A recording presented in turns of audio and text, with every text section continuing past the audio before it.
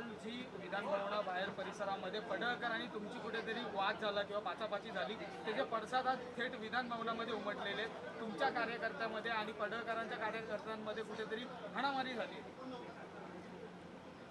हल्ला कोणी केला? पडळकरांच्या मग हे बोला ना, हे बोला, जोरात बोला, पडळकरांच्या कार्यकर्त्या परत जोरात बोला. हल्ला कोणी केला? बोला ना, बोला. कशाला प्रश्न विचारता आम्हाला? तुमच्यात बोलण्याची हिंमत नाही तर प्रश्न कशाला विचारता आम्हाला? सांगा कोणी केला? पडळकरांच्या जोरात बोला. पडळकरांच्या कार्यकर्त्यांच्या बस झालं, अख्ख्या महाराष्ट्राला समजलं कोणी हल्ला केला. आम्हाला याच्यापेक्षा जास्त काय पुरावाच द्यायचे नाहीत.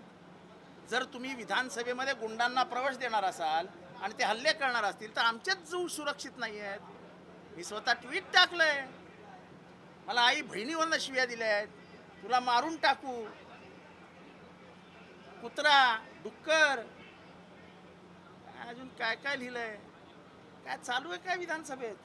मी भाषण करून बाहेर आलो आणि थोडासा मोकळी हवा खेळायला बाहेर गेलो होतो. हा मालाच मारण्यासाठी आले होते हे सगळे. म्हणजे विधानसभेमध्ये विधिमंडळाच्या पायऱ्यांवर भवनामध्ये आमदार सुरक्षित नसतील तर कशाला राहायचं आमदार? काय गुन्हा आहे आमचा?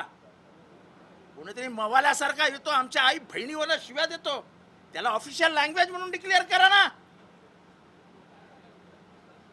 अनपार्लमेंटरी वर्ड्स वापरले जातात, करून टाका पार्लमेंटरी वर्ड्स आहेत म्हणून. सत्तेचा एवढा मुजरपणा, सत्तेचा एवढा माज